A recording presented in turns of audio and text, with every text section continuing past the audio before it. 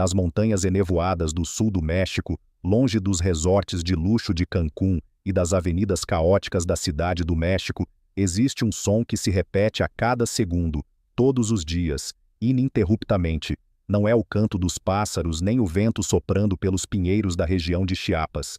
É o som do vidro tilintando, o som de uma tampa de metal sendo arrancada, o chiado inconfundível do gás escapando de uma garrafa.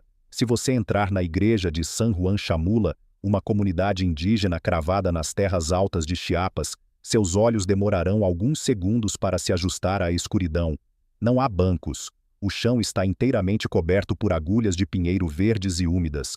O ar é espesso, pesado com a fumaça do copal, o incenso tradicional, e iluminado por milhares de velas derretidas diretamente sobre o piso de pedra.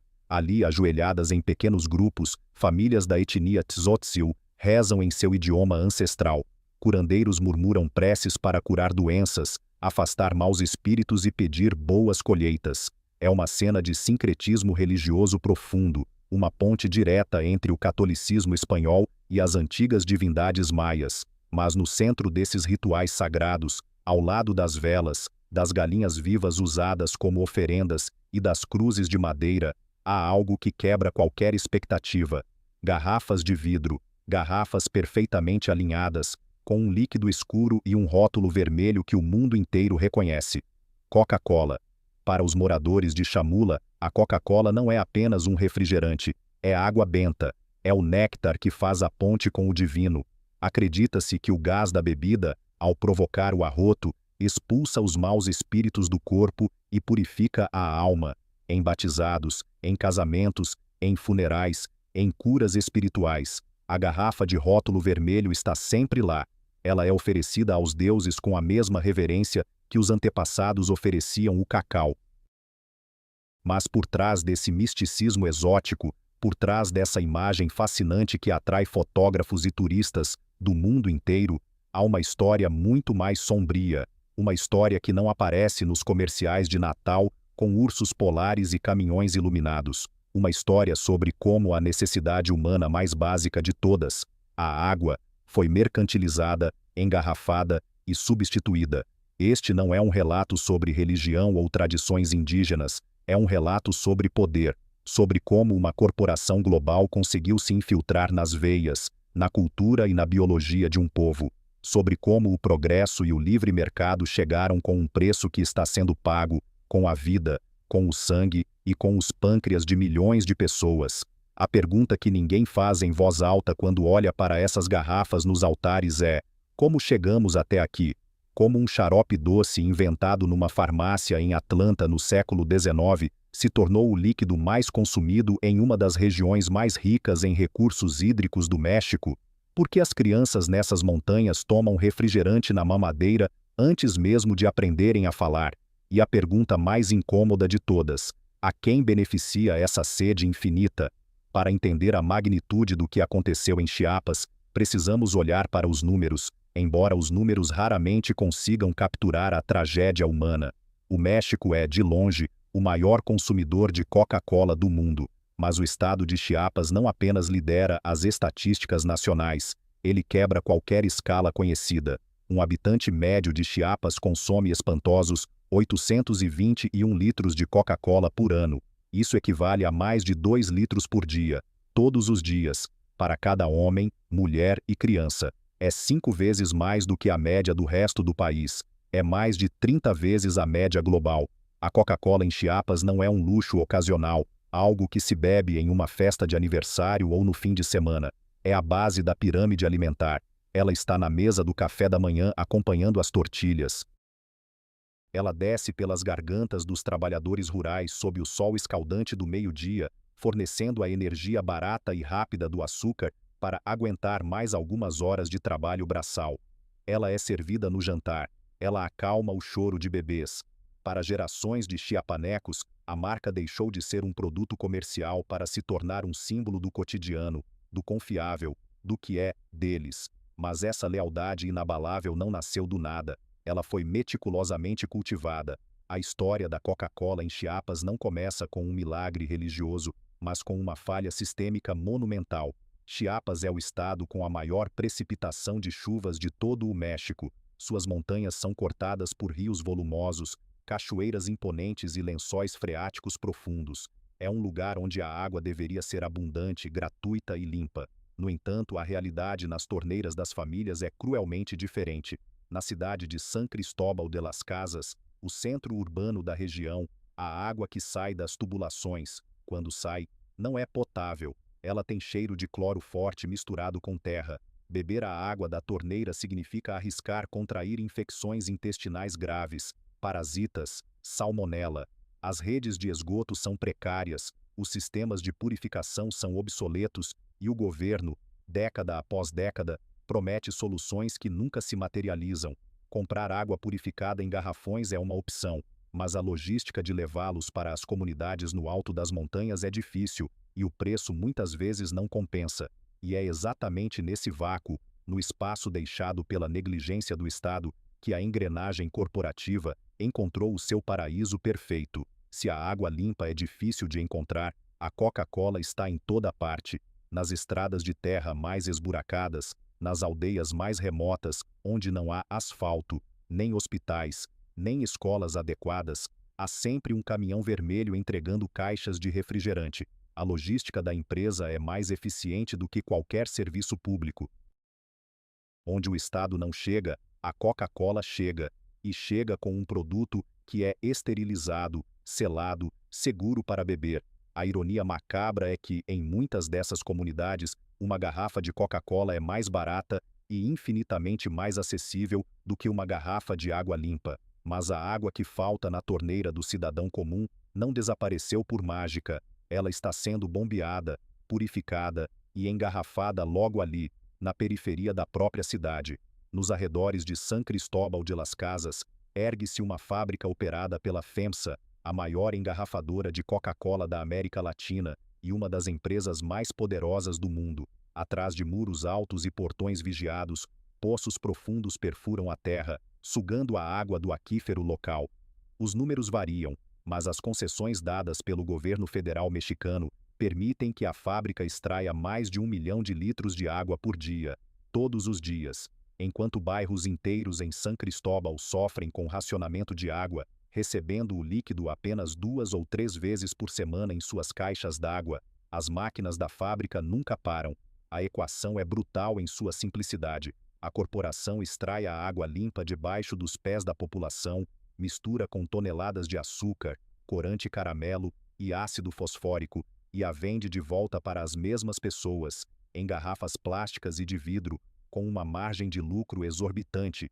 E porque a água pública é intragável, as pessoas compram, elas precisam beber algo. A sede não espera por licitações governamentais. A sede não entende de política pública. A sede só quer ser saciada. Quando a FEMSA se instalou na região com força total nas últimas décadas do século XX, a chegada foi celebrada como uma vitória. Assim como no caso de tantas indústrias que chegam a países em desenvolvimento, o discurso oficial soava impecável: criação de empregos locais, modernização, investimentos na infraestrutura, inserção de Chiapas no mercado global. A narrativa do progresso econômico serviu como um manto perfeito para encobrir as consequências que estavam por vir. Mas nas ruas de terra, nas cozinhas das famílias indígenas, nos corpos de milhões de crianças que cresceram consumindo esse líquido escuro, a história foi diferente. Os empregos gerados pela fábrica, embora reais, são uma gota no oceano comparados à dependência econômica e de saúde que a empresa criou em todo o estado. O que foi vendido como progresso transformou-se em uma armadilha perfeita. Foi inevitável que a água sagrada de um povo fosse substituída por uma fórmula patenteada em Atlanta? Ou houve outro caminho possível, um que foi ignorado em nome dos balanços financeiros? Essa é a história completa. A história que não está nos outdoors, pintados nas paredes de tijolo das lojinhas de bairro. A história do que acontece quando a sede de uma população se torna o modelo de negócios perfeito para um império global, e como um produto tão simples quanto um refrigerante pode silenciar uma nação inteira enquanto a destrói de dentro para fora. Bem-vindos às águas turvas de Chiapas. Bem-vindos ao império da Coca-Cola. Para entender o que a Coca-Cola se tornou em Chiapas, Primeiro é preciso entender o que Chiapas era antes da Coca-Cola existir nessas montanhas. Durante séculos, a relação das comunidades maias com a hidratação não era uma transação comercial, era um ato de sobrevivência, de trabalho e de comunhão com a terra. Antes das garrafas de plástico e das tampinhas de metal cobrirem as calçadas de terra, o que sustentava os trabalhadores rurais sob o sol inclemente do sul do México era o pozol, uma bebida ancestral, espessa, feita de massa de milho fermentada, água e, às vezes, cacau. O pozol não era apenas líquido, era nutrição. Ele exigia tempo para ser preparado, exigia que o milho fosse plantado, colhido, nixtamalizado com cal, moído em pedras vulcânicas e misturado pelas mãos das mulheres da família. Havia um ciclo, um esforço físico e um respeito intrínseco aos ingredientes. A água, nesse contexto, era reverenciada. Os rios, as nascentes e os poços comunitários eram vistos não como recursos a serem explorados, mas como entidades vivas, protegidas por divindades da natureza. A hidratação estava ligada à chuva, e a chuva estava ligada à vida. Mas à medida que o século XX avançava, o México começou a mudar. Nas décadas de 1960 e 1970, o país vivia o chamado milagre mexicano, um período de rápido crescimento econômico e urbanização. O governo queria modernizar a nação, conectá-la por estradas, eletrificar os vilarejos e mostrar ao mundo um país pronto para o futuro. Foi nesse momento de transição, onde o antigo e o novo colidiam violentamente, que a corporação viu a fresta perfeita para entrar. E ela não entrou com a força bruta de um exército, ela entrou com um sorriso, um jingle cativante e uma promessa de status. Como você convence um povo que cultiva milho há milênios a trocar sua bebida tradicional por um xarope carbonatado feito em laboratório? A resposta de marketing da Coca-Cola no México é, até hoje, uma das obras-primas mais cínicas e brilhantes da história do capitalismo global. Os executivos nas salas de reuniões acarpetadas da cidade do México e de Atlanta entenderam algo fundamental. Vender refrigerante para a classe média urbana era fácil. O verdadeiro desafio, a fronteira final do lucro, eram as áreas rurais, os milhões de indígenas e camponeses que viviam à margem da economia formal. Para alcançá-los, a Coca-Cola não podia parecer uma empresa americana estrangeira. Ela precisava parecer mexicana. Mais do que isso, ela precisava parecer local. A estratégia foi implacável e metódica. Nas décadas de 1970 e 1980, a empresa iniciou um projeto de penetração territorial que faria inveja a qualquer governo. Caminhões vermelhos começaram a desbravar estradas de terra onde nem mesmo as ambulâncias do estado ou as viaturas de polícia conseguiam chegar. Eles mapearam cada pequena comunidade, cada encruzilhada, cada praça de vilarejo, e então vieram as tienditas, as pequenas mercearias de bairro que eram o coração pulsante da economia local. A Coca-Cola ofereceu aos donos desses pequenos negócios um acordo que parecia irrecusável. A empresa forneceria geladeiras modernas gratuitamente, desde que fossem abastecidas exclusivamente com seus produtos. Mas o golpe de mestre veio na pintura. A corporação começou a pintar as fachadas dessas tienditas de vermelho e branco, colocando o logotipo da Coca-Cola ao lado do nome da loja. De repente, a mercearia da Dona Maria se tornou um outdoor permanente da corporação. Vilarejos inteiros nas montanhas de Chiapas, antes marcados pelas cores de tijolo, madeira e barro, tornaram-se um mar vermelho e branco. Mas pintar paredes não era suficiente, era preciso conquistar a mente. A Coca-Cola foi uma das primeiras multinacionais a traduzir ativamente suas campanhas publicitárias para os idiomas indígenas de Chiapas, como o Tzotzil e o Tzeltal. Os outdoors não mostravam mais americanos loiros sorrindo, mostravam famílias indígenas, com roupas tradicionais, compartilhando uma garrafa tamanho família no centro da mesa. A mensagem subliminar era poderosa e terrivelmente eficaz. Beber Coca-Cola não era abandonar sua cultura, era elevá-la. Para populações historicamente marginalizadas, esquecidas pelo governo central e tratadas como cidadãos de segunda classe, ter a capacidade de comprar o mesmo refrigerante que os ricos da capital bebiam era um símbolo de ascensão.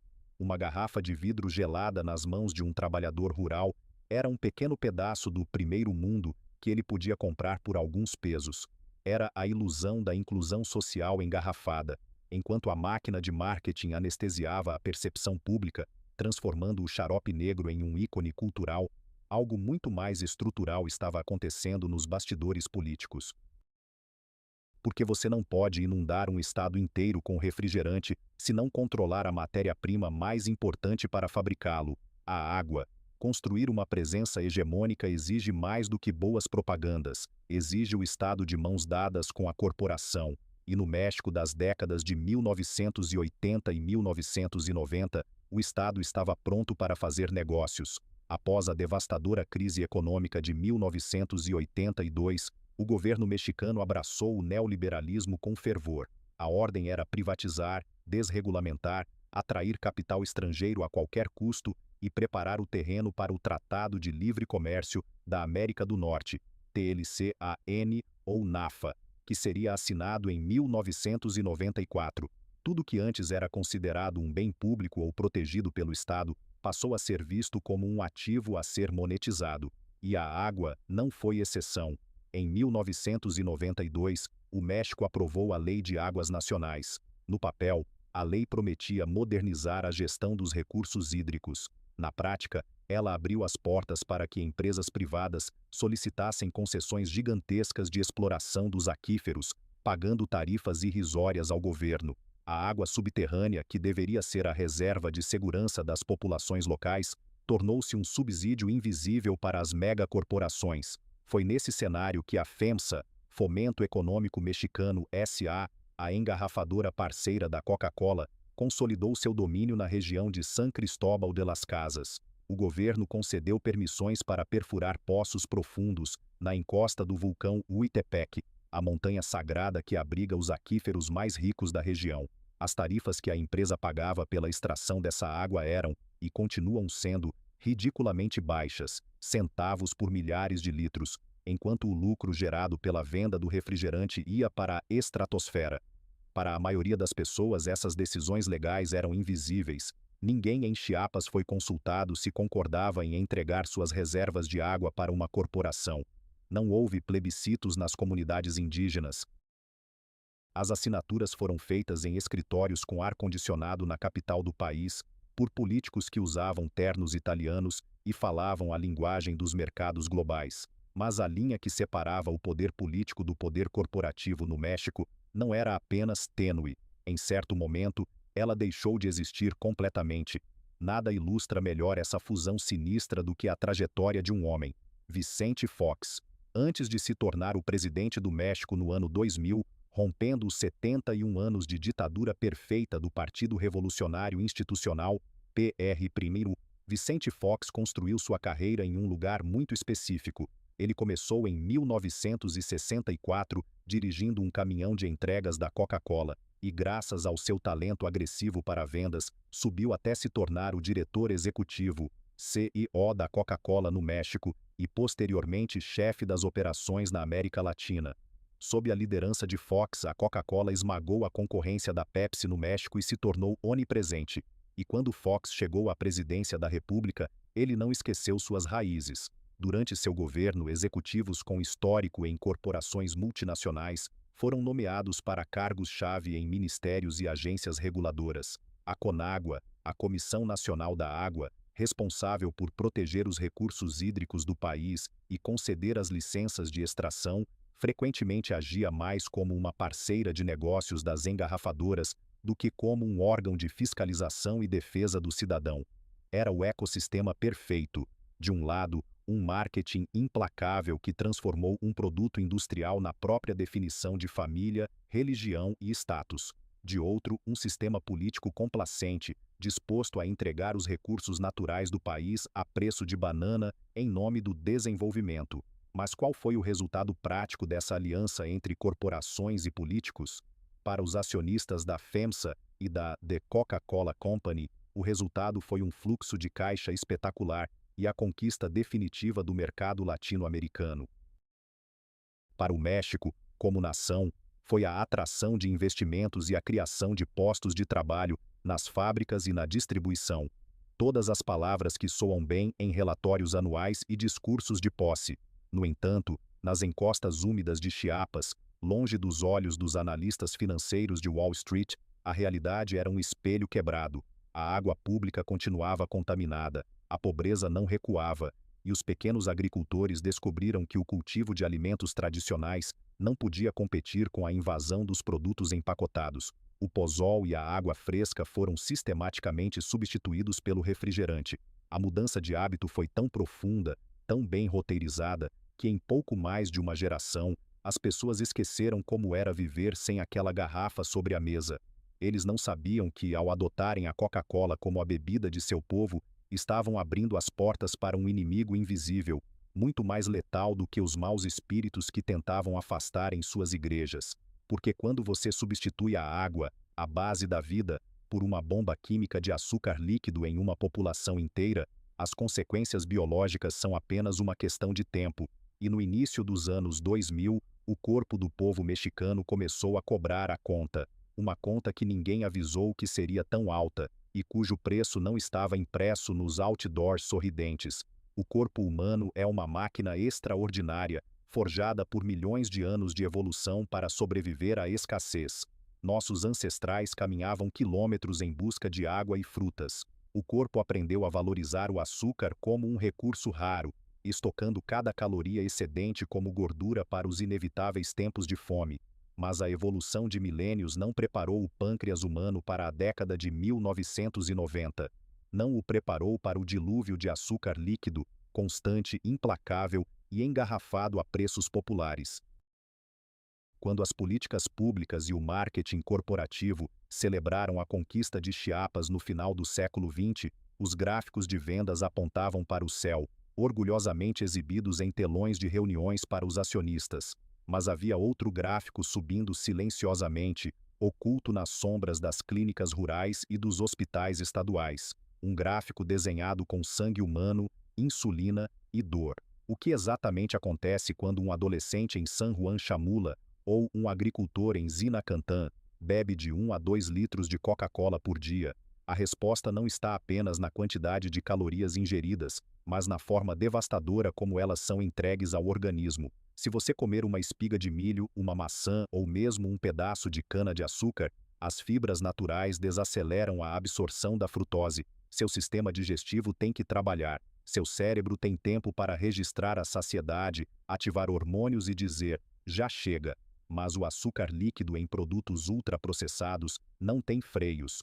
Quando você ingere uma garrafa de refrigerante carregada de xarope de milho, de alta frutose e sacarose pura, esse líquido denso desce pelo esôfago e atinge o fígado como um tsunami bioquímico. O fígado, subitamente sobrecarregado por uma enxurrada de açúcar que não precisa ser digerido, não tem outra escolha a não ser converter esse excesso imediato em gordura. Ao mesmo tempo, o pâncreas entra em pânico, bombeando insulina em quantidades industriais para tentar varrer o açúcar tóxico da corrente sanguínea. Fazendo isso dia após dia, mês após mês, a máquina cansa. As células do corpo começam a ignorar a insulina.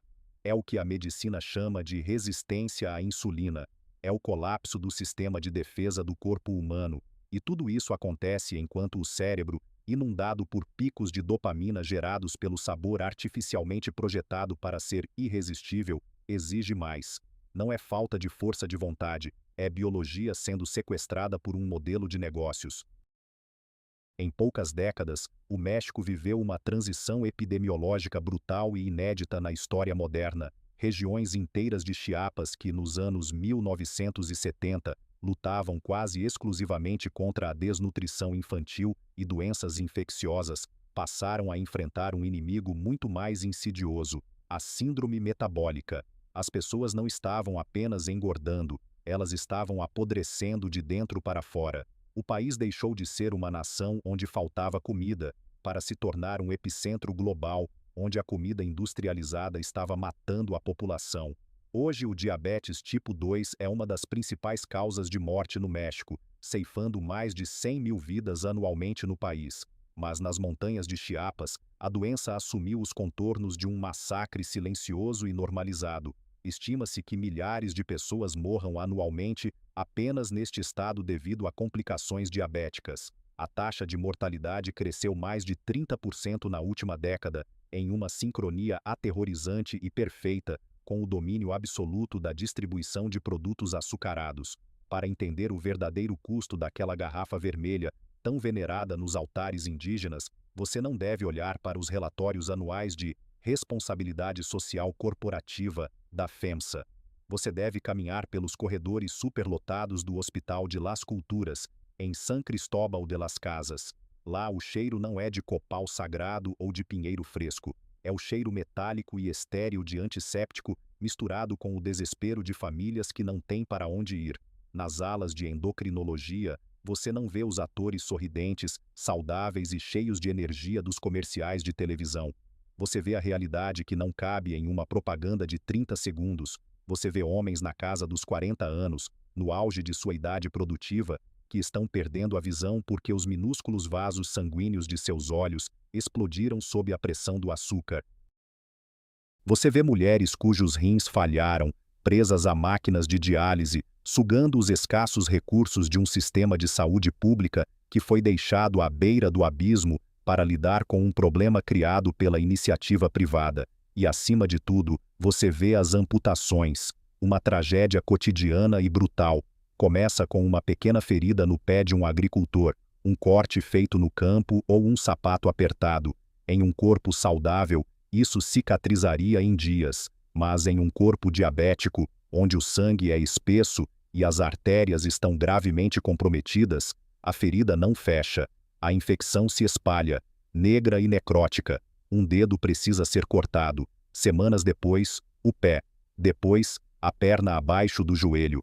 Homens fortes que passaram a vida inteira trabalhando a terra com as próprias mãos, acabam confinados a cadeiras de rodas em casas com chão de terra batida, mergulhando suas famílias em uma pobreza ainda mais profunda porque não podem mais trabalhar. A morte por diabetes não é rápida, não é gloriosa, não é misericordiosa, é uma erosão lenta, dolorosa e profundamente humilhante.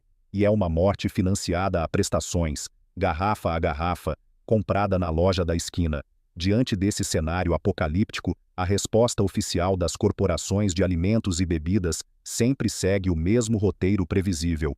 Um manual de sobrevivência de relações públicas, desenhado por advogados caríssimos. Eles argumentam que a obesidade e o diabetes são problemas multifatoriais. Falam em sedentarismo, afirmam que não se pode culpar um único produto, e a palavra mágica, a principal linha de defesa, é sempre a mesma: livre-arbítrio, a liberdade de escolha, a responsabilidade pessoal pelo que você decide colocar na própria boca ou na boca do seu filho. É um argumento perigosamente sedutor, porque apela ao nosso senso inato de independência. Se você bebe Coca-Cola até adoecer, a culpa é sua, certo? Ninguém colocou uma arma na sua cabeça. Mas em um lugar como Chiapas, invocar a liberdade de escolha é um ato de cinismo atroz. Como você pode falar em livre-arbítrio quando a água potável não sai das torneiras do seu bairro, mas o caminhão da Coca-Cola bate na porta da sua mercearia 2 vezes por semana sem falhar? Como você exige responsabilidade de uma mãe indígena que foi bombardeada desde o nascimento por propagandas hiperlocalizadas, ensinando-a de que aquele líquido é sinônimo de energia, status, felicidade e até de cura espiritual? Como você fala em falta de exercícios para um camponês que trabalha 12 horas por dia quebrando pedras, colhendo café ou capinando sob o sol, e cujo único acesso a calorias baratas e seguras no meio do mato é um refrigerante, quando o ambiente inteiro ao seu redor é projetado, precificado, subsidiado pelo Estado através de concessões de água barata e monopolizado para garantir que você consuma um produto específico, quando as alternativas reais são inviabilizadas pela negligência política ou esmagadas pela máquina de distribuição corporativa, a liberdade de escolha deixa de existir. Ela se torna apenas uma ilusão extraordinariamente lucrativa. A parte mais aterrorizante dessa história não é que a indústria ignore o dano que está causando, é que eles sabem perfeitamente bem. Os estudos epidemiológicos são públicos. A correlação direta entre o consumo excessivo de frutose e a disparada do diabetes é um consenso científico irrefutável. As empresas conhecem as estatísticas de Chiapas. Eles sabem quantos hospitais estão lotados. Eles sabem os índices de amputação. Mas a corporação não tem consciência. Ela não é má no sentido vilanesco dos quadrinhos. Ela é amoral. É uma estrutura puramente matemática. Ela responde a um único e supremo mestre: o aumento do valor das ações no final do trimestre. Mudar drasticamente a fórmula de seus produtos campeões, parar o marketing agressivo, deixar de vender a ilusão de felicidade nas áreas mais pobres do planeta, significaria reduzir as vendas. E no altar do capitalismo corporativo moderno, o único pecado capital que não tem perdão é deixar de crescer.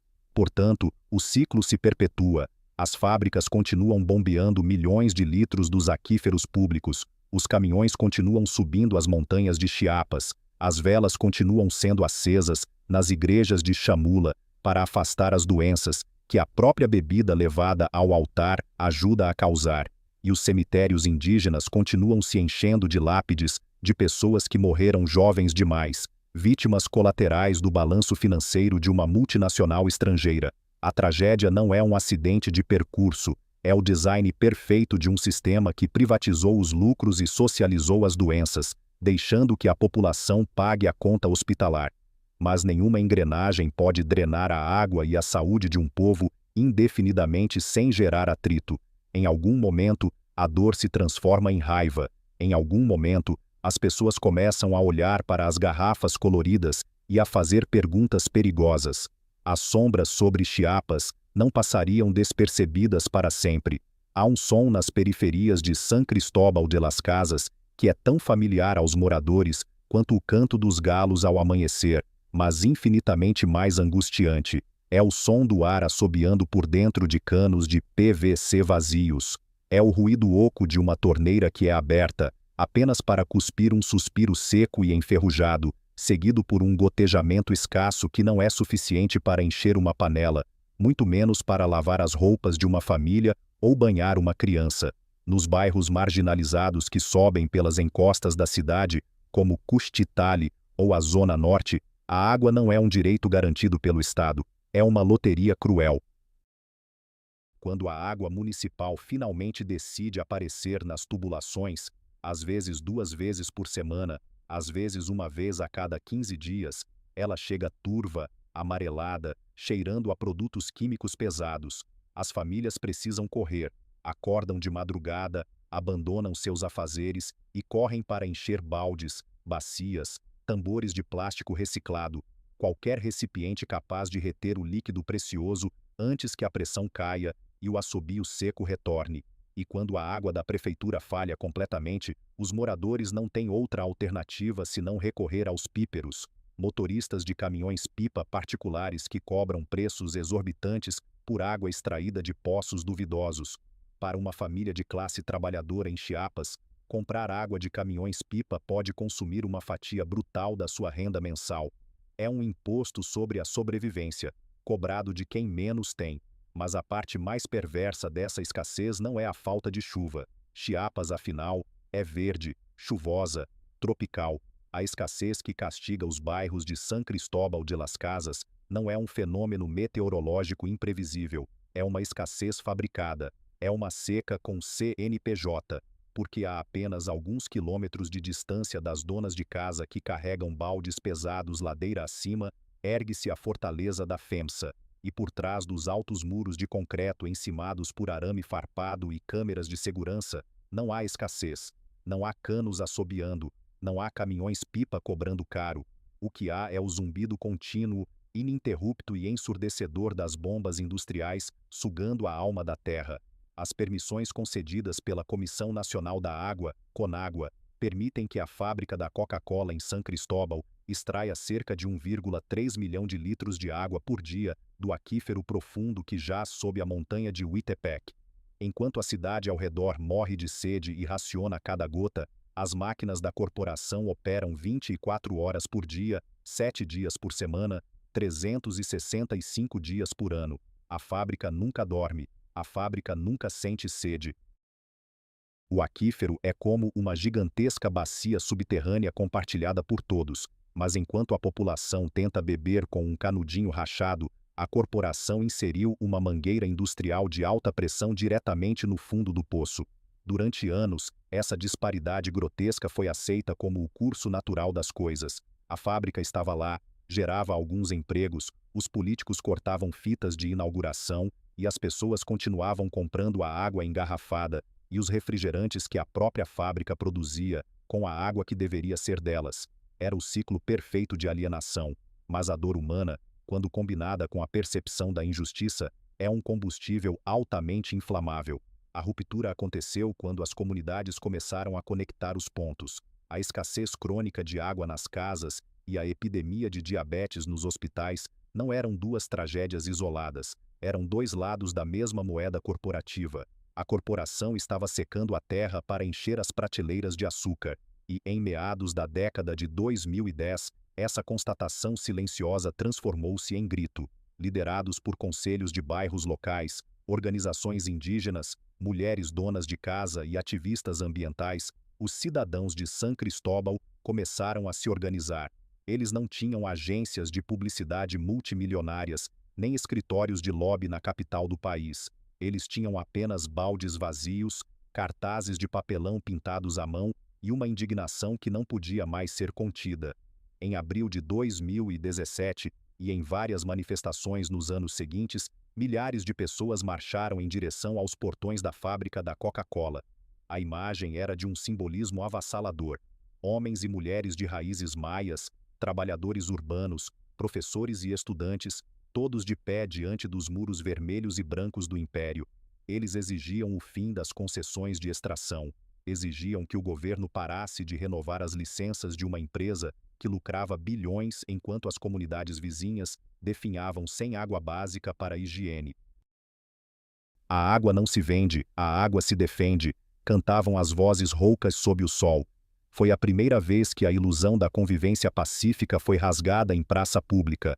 O acordo tácito de que a corporação era amiga da comunidade começou a ruir. As pessoas não estavam pedindo favores, não estavam pedindo mais empregos, estavam exigindo o direito fundamental à vida. Estavam perguntando por que o governo mexicano atuava como guarda-costas de uma empresa estrangeira contra seus próprios cidadãos. A resposta da corporação a esses protestos revela muito sobre como o capitalismo moderno lida com a dissidência. Nos anos 70, como vimos na história de outras empresas, a resposta corporativa a uma revolta local poderia ser a repressão policial brutal, a força física, o silenciamento pelo cacetete. Mas a FEMSA e a Coca-Cola, no século XXI, são muito mais sofisticadas do que isso. Elas não precisam chamar a tropa de choque para espancar manifestantes em frente às câmeras dos smartphones. Elas têm uma arma muito mais letal e invisível: o Departamento de Relações Públicas e o greenwashing, maquiagem verde. Quando os holofotes internacionais começaram a focar na absurda seca de Chiapas, provocada pela extração de água para refrigerantes, a máquina corporativa entrou em modo de controle de danos. A estratégia não foi recuar, nem reduzir a produção, nem devolver o controle do aquífero à cidade. A estratégia foi criar uma narrativa alternativa tão ruidosa e brilhante que afogaria as queixas dos moradores locais. A empresa lançou vastas campanhas de responsabilidade social corporativa. Começaram a patrocinar o plantio de árvores nas encostas desmatadas ao redor da cidade. Emitiram comunicados de imprensa deslumbrantes afirmando que, graças a esses programas de reflorestamento, a Coca-Cola agora devolvia à natureza 100% da água que utilizava. Nos papéis impressos em papel reciclado e nos vídeos corporativos com trilha sonora inspiradora, a empresa não era a vilã drenando a região, ela era a salvadora ambiental de Chiapas. Mas quando os hidrólogos e especialistas independentes analisaram essas alegações, a cortina de fumaça se dissipou rapidamente. O reflorestamento frequentemente envolvia o plantio de espécies comerciais de pinheiros de crescimento rápido, que, ironicamente, absorviam ainda mais água do solo, em vez de reabastecer os lençóis freáticos. Além disso, plantar uma árvore em uma montanha a 50 quilômetros de distância não repõe magicamente a água no poço artesiano de uma comunidade indígena cuja fonte secou ontem à tarde. Dizer que devolvem 100% da água era um truque contábil global. Eles poderiam estar preservando uma bacia hidrográfica na Europa ou no norte do México, para compensar a água que continuavam extraindo brutalmente e sem piedade do sul de Chiapas. Eles pintaram quadras de basquete de vermelho e ergueram parquinhos infantis com o logotipo da marca, distribuíram bolsas de estudo e patrocinaram times de futebol locais. Doaram centavos de dólar de seus lucros bilionários para projetos comunitários, garantindo que os políticos locais sempre tivessem uma fita para cortar e uma foto para tirar, sorrindo ao lado de um executivo de terno. É a filantropia como ferramenta de anestesia social. Comprar a paz civil usando os trocados que sobram no bolso depois de saquear o cofre principal. Para as donas de casa que protestavam com seus baldes vazios, a mensagem era clara, cínica e humilhante. A corporação estava dizendo: nós não vamos parar de tirar a sua água, o governo não vai nos forçar a parar, mas aqui fiquem com este parquinho escorregador, patrocinado por nós para seus filhos brincarem. A ironia trágica é que os mesmos filhos que escorregavam no parquinho patrocinado logo iriam à tiendita da esquina para comprar, com seus parcos pesos, uma garrafa daquele mesmo líquido negro, financiando assim a próxima rodada de extração. Os protestos continuaram, o ressentimento fermentou, o jornalismo independente internacional começou a desembarcar em San Cristóbal de las Casas para documentar o absurdo, mas o muro da FEMSA permaneceu inabalável, protegido pela legalidade inquestionável de contratos assinados por políticos que nunca tiveram que carregar um balde de água na vida. E a pergunta incômoda, aquela que ecoa no vazio dos canos secos, permanece: como você derrota um inimigo que não apenas tem o monopólio do dinheiro e o apoio irrestrito do governo, mas que também domina a própria linguagem da virtude? Como você convence o mundo de que está morrendo de sede, quando a corporação que está lhe secando ganha prêmios de sustentabilidade ambiental na ONU? A resposta não é simples. O campo de batalha não estava nivelado. Enquanto os moradores lutavam pela água física, a corporação lutava pela percepção pública. E na guerra do capitalismo moderno, a percepção quase sempre vence a realidade. Mas a história de Chiapas ainda estava longe de terminar, porque a Coca-Cola sabia que, para garantir sua supremacia nas próximas décadas, ela precisava de muito mais do que políticos complacentes e publicidade enganosa. Ela precisava controlar a próxima geração. E para isso a máquina focou seu alvo no lugar mais vulnerável de todos: as escolas. O som do sinal tocando para o recreio deveria ser o som universal da infância. Em qualquer lugar do mundo, esse sino metálico estridente anuncia a liberdade momentânea, o momento de correr, de brincar sob o sol, de recarregar as energias antes de voltar para os cadernos. Mas nas escolas públicas das montanhas de Chiapas, e em grande parte do México, o recreio se transformou em algo muito diferente. Transformou-se no momento exato em que a engrenagem corporativa engole o futuro de uma nação, criança por criança. Quando os alunos correm para os pátios de cimento, eles não correm em direção a bebedouros de água fresca. Muitas dessas escolas, assim como os bairros ao redor, não têm água potável canalizada. Os bebedouros, quando existem, estão secos, enferrujados ou interditados por risco de contaminação. Em vez disso, a multidão infantil corre em direção à cooperativa ou à tiendita escolar, a cantina da escola. E o que os espera do outro lado do balcão não é nutrição. É um arsenal químico empacotado em plástico brilhante e garrafas perfeitamente geladas. Para as corporações de alimentos ultraprocessados e bebidas açucaradas, um adulto que começa a consumir seus produtos aos 20 ou 30 anos é um bom cliente. Mas uma criança que aprende a associar a marca vermelha e branca com o momento mais feliz do seu dia escolar, isso não é apenas um cliente. No jargão frio das salas de marketing, isso é chamado de lifetime value, o valor vitalício do cliente. É um fluxo de caixa garantido pelas próximas 4, 5 ou 6 décadas, ou, no caso de Chiapas, até que o diabetes abrevie essa linha do tempo. O processo de colonização do corpo não começa na escola. A escola é apenas o momento de consolidação. Em muitas comunidades indígenas de Chiapas, como vimos, a Coca-Cola adquiriu um status quase sagrado. O resultado trágico e invisível dessa normalização absoluta é que o contato com o açúcar líquido industrial começa literalmente no berço. Não é uma metáfora dramática. Pediatras e assistentes sociais que atuam nas zonas rurais de San Cristóbal de las Casas e nos vilarejos de Zinacantã e Chamula relatam com uma frequência assustadora a mesma cena: mães enchendo mamadeiras de plástico com Coca-Cola para acalmar bebês que choram. A lógica, dentro do contexto de escassez extrema e publicidade implacável, faz um sentido perverso. A água é perigosa, cheia de bactérias. O leite é caro e estraga rápido sem refrigeração. O refrigerante, por outro lado, é barato, estéril, não estraga, e o mais importante, o açúcar puro acalma a criança instantaneamente, gerando um pico de dopamina que funciona quase como um sedativo. Mas o que acontece na biologia dessa criança que cresce bebendo xarope de milho de alta frutose na mamadeira? O paladar humano é incrivelmente plástico nos primeiros anos de vida. Ele está aprendendo a decodificar o mundo.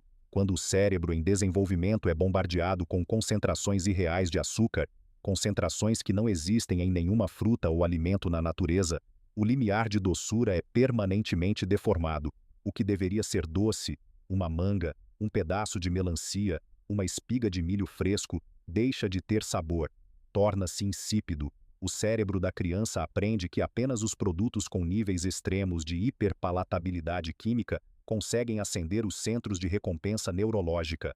A corporação não está apenas vendendo uma bebida, ela está alterando a arquitetura cerebral de milhões de crianças, garantindo que elas rejeitem a comida real e exijam a comida industrializada.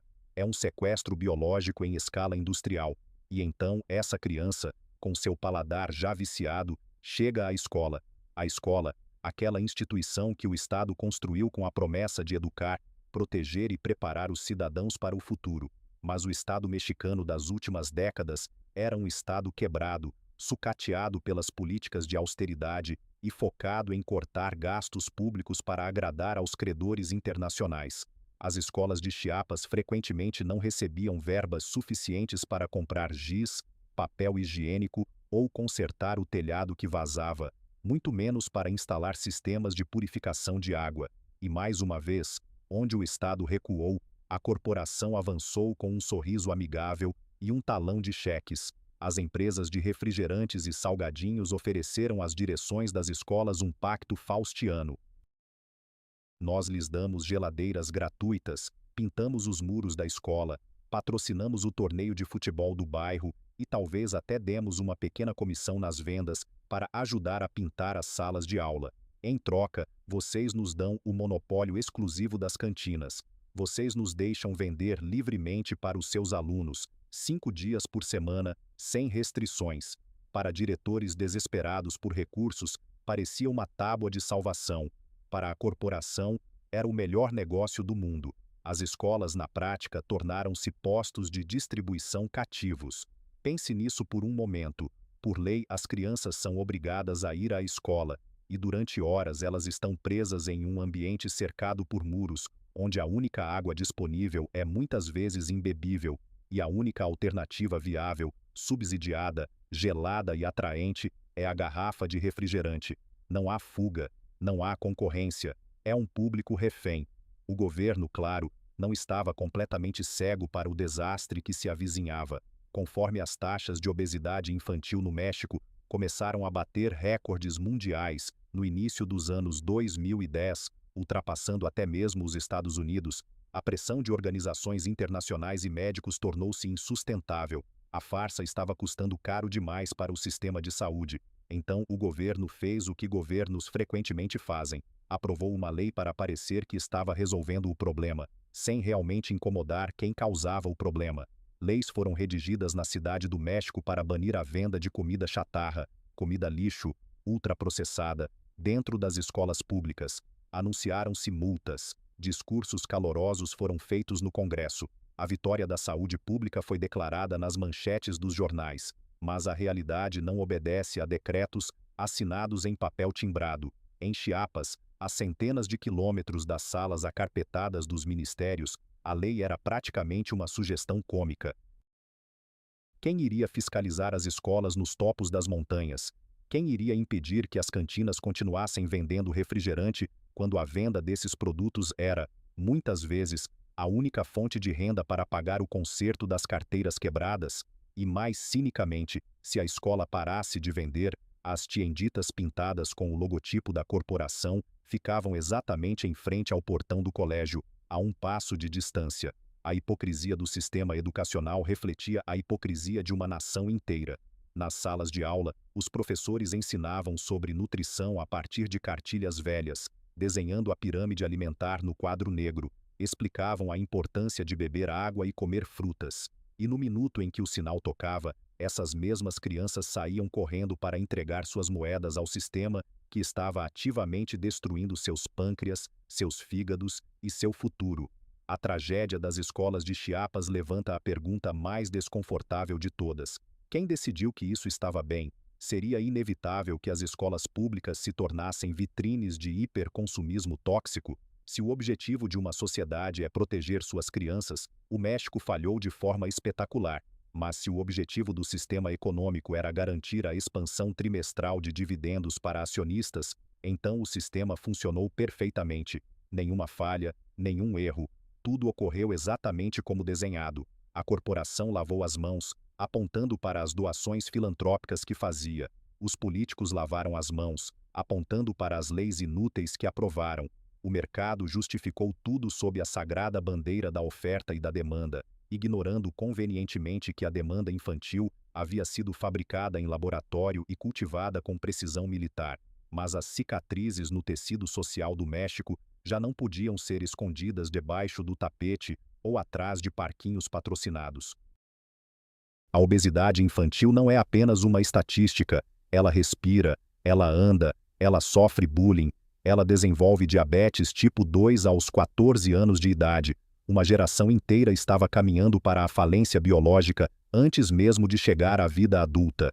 E foi diante da iminência desse abismo, quando os hospitais já não tinham mais leitos e os necrotérios já não tinham mais espaço, que o México finalmente tentou declarar guerra, uma guerra que não seria travada com armas de fogo, mas com design gráfico, uma tentativa desesperada de quebrar a ilusão e estampar a verdade diretamente no rosto do consumidor. Mas será que um pequeno octógono preto, impresso em um rótulo, teria a força para derrubar um império construído durante um século?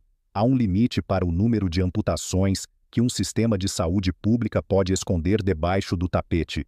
Há um limite para a quantidade de máquinas de hemodiálise que um governo pode comprar antes que o orçamento do Estado entre em colapso total. Em 2020, o México atingiu esse limite. A pandemia global de um vírus respiratório escancarou uma verdade aterrorizante que já estava matando silenciosamente há décadas. O povo mexicano estava metabolicamente devastado. O vírus não precisou fazer todo o trabalho. Ele apenas empurrou para o precipício os corpos que já haviam sido sistematicamente enfraquecidos pela epidemia de obesidade, hipertensão e diabetes tipo 2. Diante de hospitais que declaravam falência estrutural e necrotérios que não davam conta da demanda, o governo mexicano foi forçado a olhar para o abismo que ele mesmo ajudou a cavar. Era preciso agir, não com panfletos educacionais inúteis ou discursos vagos sobre estilo de vida saudável, mas com um golpe direto no coração do modelo de negócios das corporações de alimentos e bebidas. O campo de batalha escolhido não foi o tribunal nem o parlamento, mas o pedaço de propriedade mais valioso e disputado do capitalismo moderno, à frente da embalagem. Durante anos, a indústria de alimentos ultraprocessados operou sob um escudo de desinformação brilhantemente desenhado. As tabelas nutricionais impressas na parte de trás dos produtos, os chamados Guias Diários de Alimentação, ou GDA, eram um labirinto matemático inescrutável. Letras minúsculas, porcentagens baseadas em dietas irreais de 2.000 calorias, porções fragmentadas para mascarar o total de açúcar. Era um sistema criado não para informar, mas para confundir. Um pai precisaria de uma calculadora e um diploma em bioquímica para entender o que realmente estava dando ao seu filho. Mas, inspirando-se em um modelo radical implementado anos antes no Chile, o México decidiu arrancar esse escudo. Em 2020 entrou em vigor a modificação da norma oficial NOM 051. A regra era brutal em sua simplicidade. Se um produto ultrapassasse os limites saudáveis de açúcar, sódio, gorduras saturadas ou calorias, ele seria obrigado a exibir, na parte frontal da embalagem, octógonos negros gigantescos com letras brancas em caixa alta. sem jargões, sem porcentagens confusas, apenas um aviso claro, seco e incontornável, semelhante a uma placa de trânsito anunciando perigo mortal: excesso de calorias, excesso de açúcares, e o mais letal de todos os selos, focado diretamente nas crianças: contém edulcorantes, não recomendado para crianças. De repente, a icônica garrafa vermelha da Coca-Cola, aquele símbolo intocável de felicidade familiar, de status e de sincretismo religioso em Chiapas, amanheceu tatuada com as marcas negras da advertência médica. A reação das corporações não foi de arrependimento ou adaptação pacífica, foi uma declaração de guerra. O que se seguiu nos bastidores de Brasília, ou melhor, da Cidade do México, foi uma das campanhas de lobby mais agressivas, caras e implacáveis da história moderna da América Latina. Empresas como a FEMSA, Grupo Bimbo e Nestlé formaram coalizões industriais gigantescas e despejaram milhões de dólares em escritórios de advocacia, agências de relações públicas e campanhas de difamação. O roteiro usado foi o mesmo manual clássico da indústria do tabaco nos anos 1980. Primeiro, eles negaram a eficácia da medida, financiando estudos independentes, duvidosos que afirmavam que os selos confundiriam a população.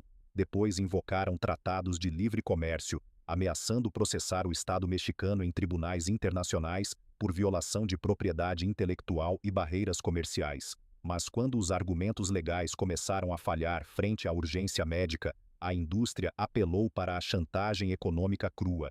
Em comunicados à imprensa e reuniões a portas fechadas com ministros, os lobistas sacaram a arma do apocalipse financeiro. Eles argumentaram que os selos negros causariam uma queda brutal no consumo, o que levaria ao fechamento de fábricas, à falência de pequenos agricultores fornecedores de cana-de-açúcar e à demissão em massa de milhares de trabalhadores. Pense na audácia desta ameaça: uma corporação global dizendo, em essência, a um país soberano: se vocês tentarem impedir que nossos produtos matem seus cidadãos de diabetes, nós destruiremos a sua economia. É a chantagem máxima do capitalismo de monopólio. A empresa se infiltra tão profundamente na infraestrutura econômica de um país que se torna, efetivamente, grande demais para ser regulada. Too big to fail. Ela faz o Estado de refém usando o emprego dos próprios cidadãos como escudo humano. Apesar da fúria corporativa, da enxurrada de liminares judiciais e da pressão política, a lei sobreviveu. Os selos negros chegaram aos supermercados, às redes de lojas de conveniência Oxxo e, eventualmente, subiram as montanhas e chegaram às empoeiradas tienditas de Zinacantán e San Juan Chamula. O governo mexicano celebrou a medida como uma vitória histórica da saúde pública sobre os interesses privados. Os ativistas aplaudiram. Nos bairros de classe média da capital, o consumo de produtos ultraprocessados realmente começou a mostrar sinais de queda, com pais repensando o que colocavam nas lancheiras de seus filhos. Parecia que, finalmente, Davi havia acertado uma pedra na testa de Golias, mas a realidade, especialmente na periferia esquecida do sistema, raramente obedece à lógica dos aplausos e das vitórias morais. Desça das montanhas de ego da política da capital e volte o olhar para as ruas de terra de Chiapas. Volte para os bairros onde as torneiras assobiam secas e onde a fábrica da FEMSA continua sugando 1 milhão de litros de água por dia do aquífero. O que acontece quando o Estado impõe um selo de advertência em um produto, mas não resolve a miséria estrutural que obriga as pessoas a consumi-lo? Imagine a cena. Uma mãe indígena de 3 filhos entra em uma tiendita em Cuxtitali. O sol do meio-dia queima a poeira das ruas. Ela não tem água em casa há 12 dias. Os baldes de plástico no quintal estão vazios, acumulando apenas a sujeira do vento. Ela caminha até a geladeira vermelha da Coca-Cola e retira uma garrafa de 3 litros. A garrafa está incrivelmente gelada, suando através do vidro. E bem ali, no centro do rótulo, cobrindo o logotipo vermelho que sua família aprendeu a reverenciar, está o octógono negro: excesso de açúcares. Ela sabe ler. Ela entende o que o selo significa. Ela viu seu tio perder a visão por causa do diabetes e seu vizinho ter a perna amputada no hospital público. A informação chegou até ela. O governo fez a sua parte em avisá-la. Mas e agora? Ela olha para o selo. Ela olha para as mãos secas. Ela olha para a torneira quebrada na rua de fora. Ela tem sede, seus filhos têm sede. Comprar água engarrafada purificada de grandes marcas é mais caro, e nem sempre há garrafões disponíveis no vilarejo. Ferver a água da prefeitura, se houvesse água, requer gás de cozinha, que também custa caro, e ainda assim não tira os metais pesados ou o cheiro químico da rede sucateada. A escolha que se apresenta a essa mãe não é entre um estilo de vida saudável e um estilo de vida irresponsável, como os executivos e políticos gostam de pregar em seus escritórios com ar-condicionado. A escolha dela é entre o envenenamento lento a longo prazo e a desidratação imediata, entre a resistência à insulina no futuro ou a infecção por parasitas amanhã de manhã. Ela suspira, ignora o octógono negro mortal, coloca as moedas no balcão e leva a Coca-Cola para casa. E é aqui que a tragédia da informação ao consumidor revela seu lado mais perverso. Para que a informação seja útil, para que o livre-arbítrio e o consentimento informado existam, é preciso haver opções viáveis. Quando não há alternativa segura, um aviso na embalagem não é um ato de empoderamento, é um ato de tortura psicológica.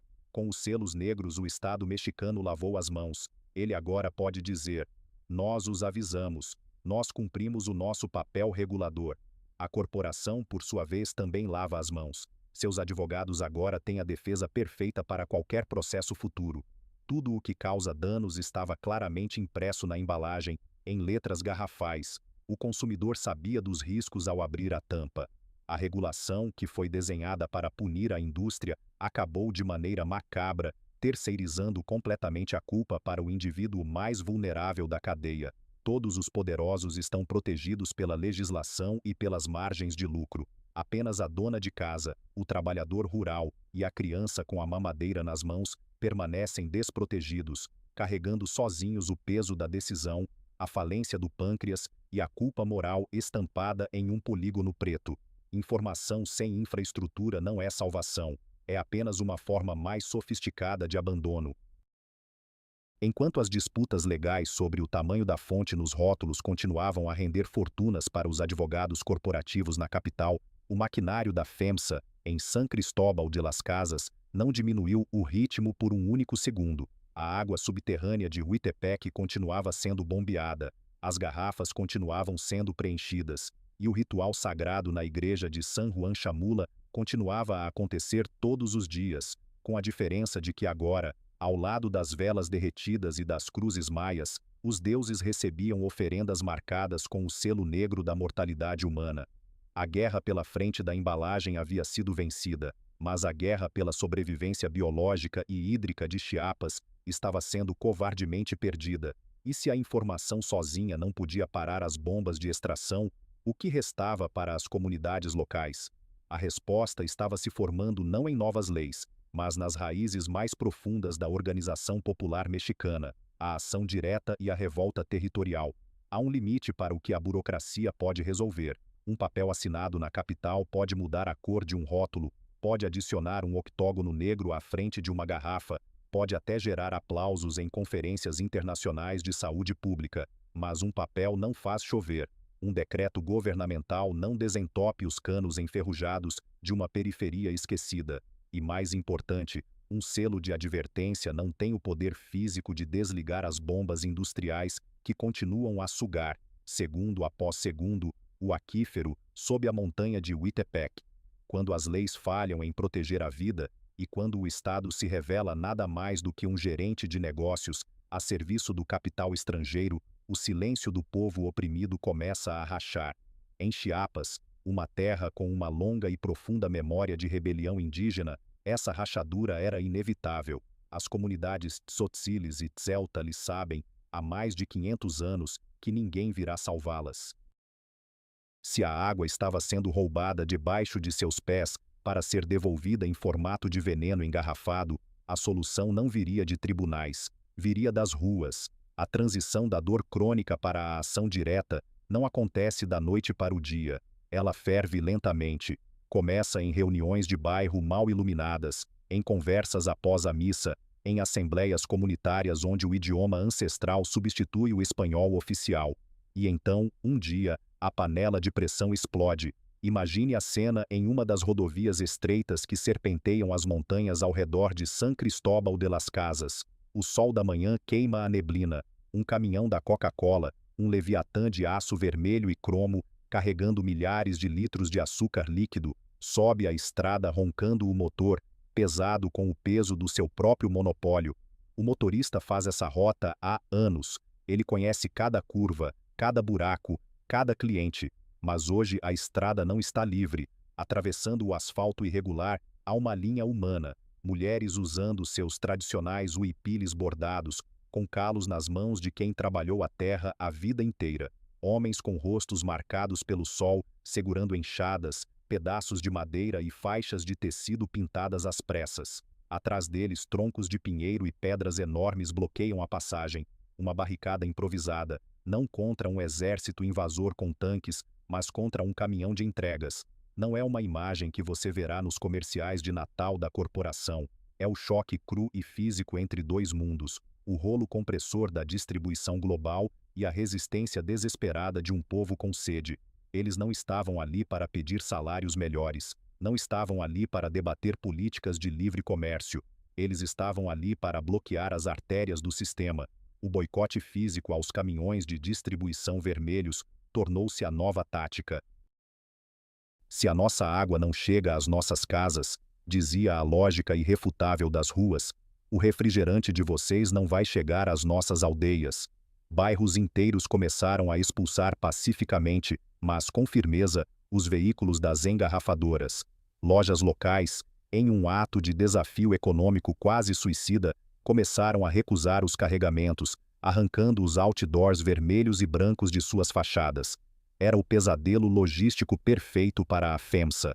Uma ruptura na cadeia de suprimentos causada não por falhas técnicas, mas por desobediência civil. A mensagem era aterradora para qualquer sala de conselho corporativo. Os consumidores haviam deixado de ser apenas números em uma planilha e haviam se lembrado de que eram cidadãos. Mas a máquina corporativa não sobreviveu um século sendo ingênua. Quando um império global tem seus caminhões parados por barricadas populares em um país em desenvolvimento, ele não recua e pede desculpas. Ele também não suja as próprias mãos. Ele aciona os mecanismos sombrios do poder local. Para entender a resposta à resistência popular em Chiapas, é preciso entender como a engrenagem do controle funciona no interior do México. A Coca-Cola não precisa enviar seus próprios seguranças privados para bater em manifestantes. Ela já está tão enraizada na estrutura de poder econômico que defender a empresa é, para a elite local, defender a si mesma. No sistema político da região existem os chamados caciques, líderes políticos e econômicos locais que operam como senhores feudais modernos. Muitos desses caciques enriqueceram estupendamente sendo os distribuidores exclusivos ou os donos das frotas terceirizadas que transportam os produtos da engarrafadora para as montanhas. Eles controlam os sindicatos de transporte, controlam as prefeituras e, nas sombras, frequentemente controlam os grupos paramilitares e os chamados grupos de choque. Quando as comunidades indígenas começaram a bloquear as estradas e a boicotar os produtos, elas não estavam apenas afetando os lucros da FEMSA na Bolsa de Valores. Elas estavam cortando o fluxo de dinheiro que alimentava a corrupção e o poder desses caciques locais. E no México profundo, mexer no bolso dos caciques é assinar a própria sentença de violência. A repressão não veio em comunicados de imprensa ou processos judiciais polidos. Veio na calada da noite e sob o calor do meio-dia. Grupos de homens armados com paus, facões e às vezes armas de fogo começaram a aparecer nos locais de bloqueio. Eram civis, muitas vezes jovens cooptados pela própria pobreza, pagos por intermediários para limpar as estradas e garantir que a mercadoria continuasse fluindo. As barricadas de madeira eram incendiadas. Defensores da água, líderes comunitários que ousaram falar em megafones contra a extração do aquífero, começaram a receber ameaças de morte anônimas. A polícia local, quando presente, frequentemente adotava a postura do espectador complacente, ou pior, intervia para prender os ativistas sob acusações de obstrução do trânsito e ataque às vias de comunicação. A inversão de valores era total e absoluta. Defender a água potável, um direito humano básico consagrado na Constituição, tornou-se um crime de perturbação da ordem pública. Extrair 1 milhão de litros de água por dia de uma população com sede, engarrafá-la com açúcar e vendê-la de volta com lucro colossal, era o exercício legítimo do desenvolvimento econômico. O México é, tragicamente, um dos países mais perigosos do mundo para ativistas ambientais. Não é uma estatística vazia, é uma contagem de corpos, e Chiapas sempre foi um dos epicentros dessa violência. Aqueles que levantaram a voz contra a FEMSA sabiam exatamente o risco que estavam correndo, sabiam que enfrentar o Leviatã vermelho e branco não era apenas uma questão de ativismo, era uma aposta com a própria vida. A corporação, distante em seus arranha-céus envidraçados, mantinha uma negação plausível impecável. Nenhuma ordem de violência jamais saiu de um escritório da Coca-Cola. Nenhuma nota fiscal foi emitida para pagar capangas locais. O ecossistema capitalista havia sido tão perfeitamente desenhado que ele se defendia sozinho, usando a miséria, a corrupção e a violência endêmica do país anfitrião como seus anticorpos naturais. O sangue que ocasionalmente manchava o asfalto das estradas bloqueadas não aparecia nos relatórios de sustentabilidade. O terror psicológico imposto às comunidades não reduzia a nota da empresa nos índices de governança ambiental e social, ESG. Para o mercado global, a água continuava a fluir, os caminhões continuavam a rodar, o xarope continuava a ser engarrafado e os dividendos continuavam a ser pagos pontualmente. A pergunta incômoda, aquela que queima na garganta de quem assiste a esse espetáculo de poder, é brutal. Quantas vidas vale o fluxo ininterrupto de açúcar líquido? Quem é realmente o dono da terra, quando o Estado cede o monopólio da violência para proteger a rota de entrega de um refrigerante? Nas trincheiras ao redor de San Cristóbal de las Casas, as barricadas eram frequentemente desmanteladas pela força. Alguns caminhões conseguiam passar, escoltados por milícias locais ou pela polícia estadual, como se carregassem ouro em vez de água carbonatada. Mas a semente da insubordinação já havia sido plantada. A ilusão de que a corporação era uma parceira da comunidade havia sido incinerada junto com a madeira das barricadas. As pessoas podiam ser forçadas a abrir as estradas, mas ninguém poderia forçá-las a esquecer que estavam sendo saqueadas. A resistência nas estradas expôs a verdadeira anatomia do sistema, demonstrou que a liberdade de mercado é apenas livre enquanto as corporações estão ganhando. Quando o povo decide usar sua liberdade para dizer não, o mercado rapidamente abandona o marketing fofinho e revela seu braço armado. Mas se a luta nas ruas enfrentava milícias armadas e a cumplicidade do Estado, ainda restava uma arena onde a batalha por Chiapas teria que ser definida. Não era uma batalha por rotas de entrega, mas uma batalha pelo significado de tudo o que estava acontecendo. O mundo precisava ver o que se escondia por trás do rótulo. A resistência precisava transbordar as montanhas e alcançar os olhos da comunidade internacional, revelando o custo real da garrafa que estava na geladeira de todos os espectadores. Nas montanhas enevoadas do sul do México, há uma pequena cidade chamada San Juan Chamula. Se você entrar na igreja principal desta comunidade no estado de Chiapas, não encontrará bancos de madeira perfeitamente alinhados, nem o silêncio sepulcral que costuma habitar os templos católicos tradicionais.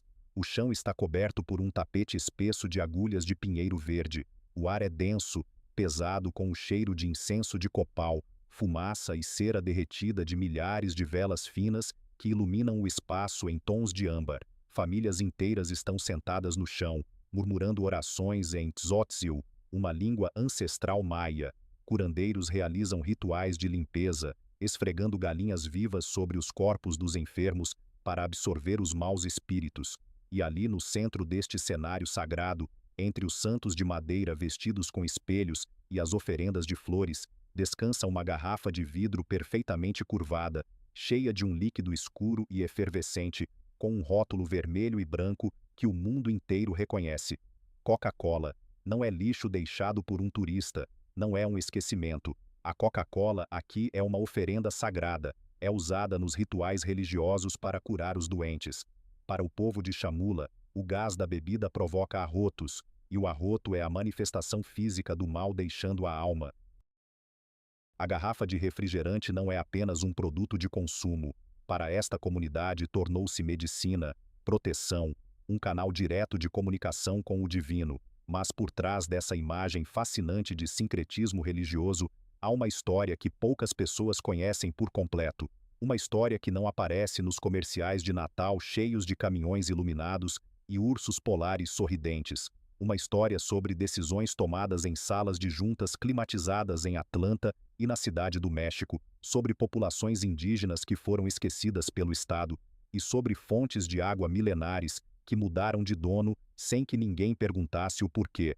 Este não é um relato sobre um refrigerante, é um relato sobre poder, sobre como uma corporação global se infiltrou nas veias de uma cultura até se tornar mais vital que a própria água, sobre como o progresso capitalista chegou com um preço que não estava escrito nos outdoors vermelhos, sobre como algo tão simples quanto uma bebida doce pode se transformar em uma engrenagem letal, em uma pergunta incômoda: a quem beneficia realmente o que bebemos? Por que uma região cercada por florestas tropicais e rios sofre com a falta de água nas torneiras? O que acontece com os corpos de milhões de pessoas que consomem açúcar engarrafado desde o momento em que nascem até o dia em que morrem? E a pergunta que ninguém ousa fazer em voz alta: quem decidiu que isso era aceitável? A história da Coca-Cola em Chiapas não começa em um supermercado, nem em uma estratégia de marketing moderna. Começa com uma falha fundamental do sistema. Chiapas é o estado mais rico do México em recursos naturais e, paradoxalmente, o mais pobre em termos de desenvolvimento humano.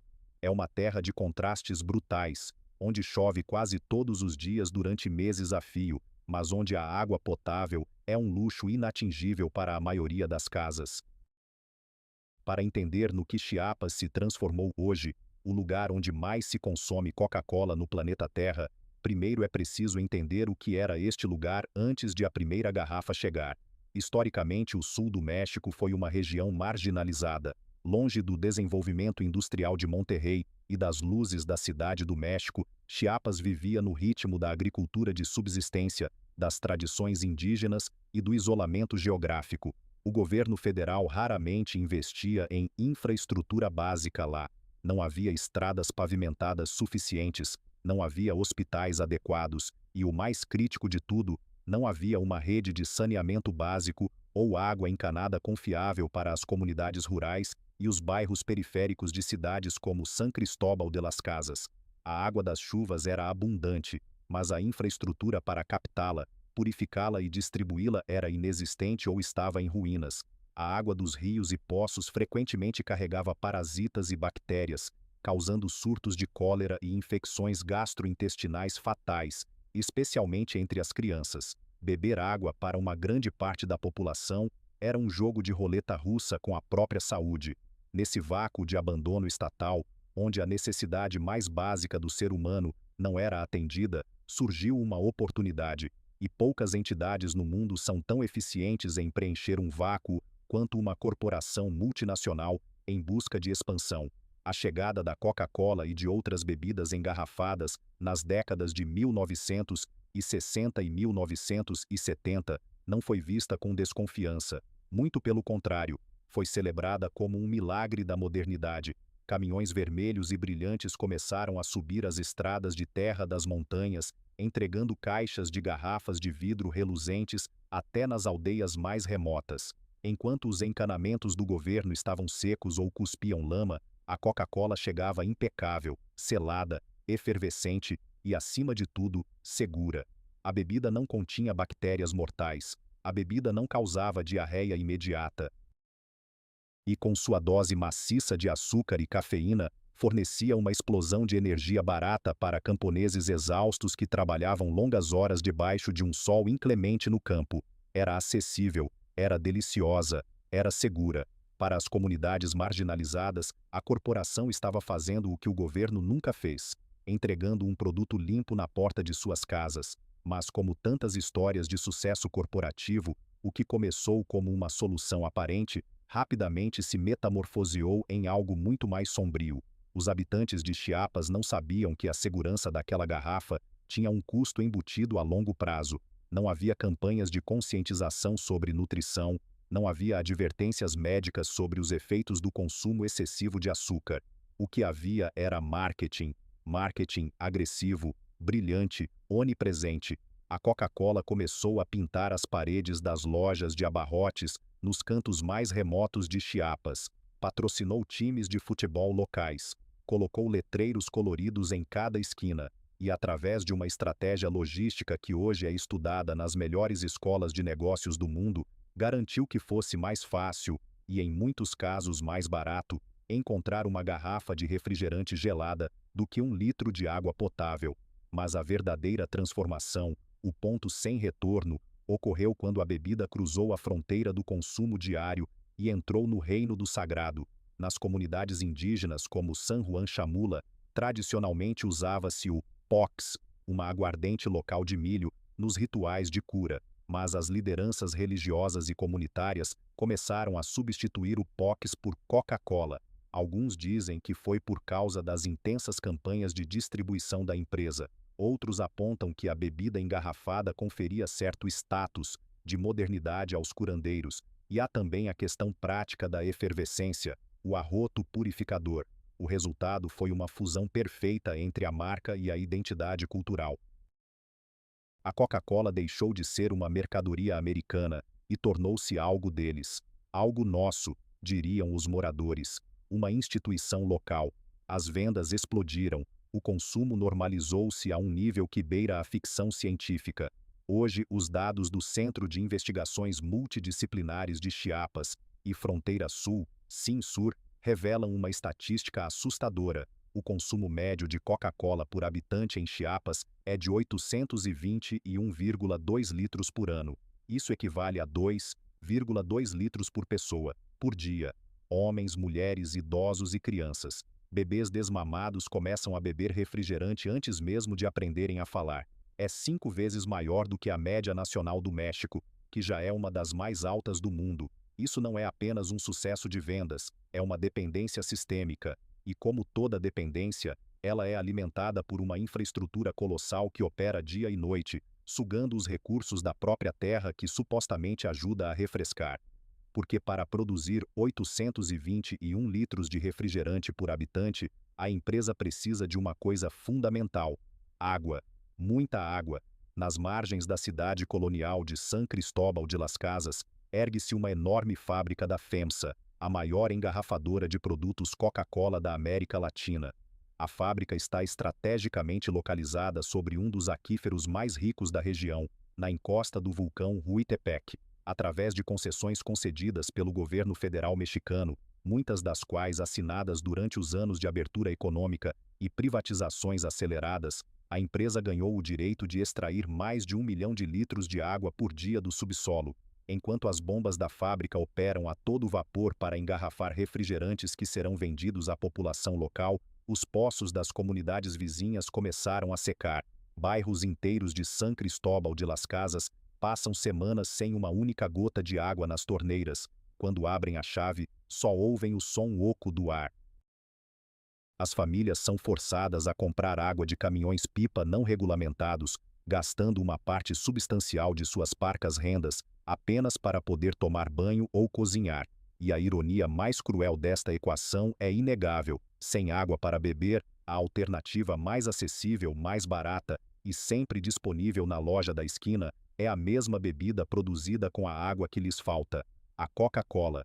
O ciclo se retroalimenta. A terra é esgotada de sua água limpa para produzir um líquido açucarado, que é então vendido para as mesmas pessoas que sofrem com a seca artificial, aprofundando sua dependência física e econômica. Mas os problemas não pararam na falta d'água. Quando uma população inteira consome mais de 2 litros de refrigerante por dia durante décadas, o corpo humano responde. E a resposta em Chiapas não foi escrita em relatórios corporativos. Foi escrita nas alas de emergência dos hospitais superlotados, nos cemitérios recém-expandidos e nas cadeiras de rodas de milhares de pessoas amputadas. A consequência de transformar Chiapas em uma engrenagem desse império global apenas começa a ser entendida quando olhamos para os leitos de hospital. Foi inevitável que a Coca-Cola se tornasse o sangue de Chiapas?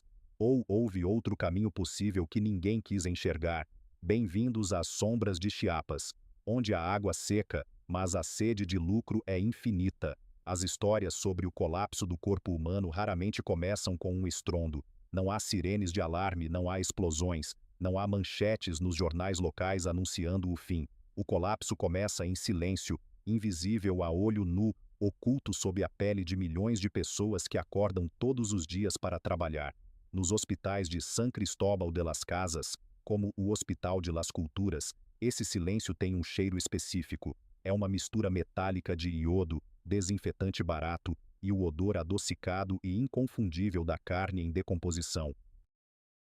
Se você caminhar pelas salas de espera das clínicas públicas de Chiapas, em uma terça-feira de manhã, não verá vítimas de acidentes de trânsito ou de violência armada ocupando a maioria das cadeiras. Você verá homens e mulheres com os rostos marcados pelo sol das montanhas, vestidos com suas roupas tradicionais bordadas, olhando para o vazio com olhos que, em muitos casos, já estão começando a ficar turvos. Você verá cadeiras de rodas ocupando os corredores. Você verá pernas enfaixadas até o joelho, escondendo amputações recentes.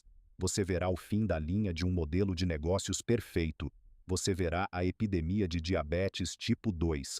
Por décadas, as corporações de bebidas açucaradas e os governos que as protegem construíram uma narrativa muito conveniente, a narrativa da responsabilidade pessoal. Se uma pessoa desenvolve obesidade ou diabetes, argumentam eles, a culpa é dela. É porque não se exercita o suficiente. É porque não sabe comer direito. É uma falha moral, uma fraqueza individual. Mas quando você olha para Chiapas, essa narrativa desmorona com a força de um castelo de cartas em um furacão. Os indígenas maias, os camponeses e os trabalhadores rurais de Chiapas não levam vidas sedentárias. Eles não passam 8 horas por dia sentados em escritórios com ar-condicionado, olhando para planilhas. Eles trabalham a terra, caminham quilômetros por dia sob o sol escaldante, carregando peso, plantando, colhendo. O gasto calórico diário dessas populações é imenso, e, no entanto, o diabetes está dizimando essas comunidades a uma taxa que rivaliza com as pragas da Idade Média. Na década de 1970, o diabetes era uma doença virtualmente desconhecida nas comunidades indígenas do sul do México. O metabolismo dessas populações, adaptado por milênios a uma dieta baseada em milho, feijão, abóbora e pimentas, nunca havia sido exposto a concentrações massivas de açúcar refinado. Hoje, o diabetes é a principal causa de morte em Chiapas.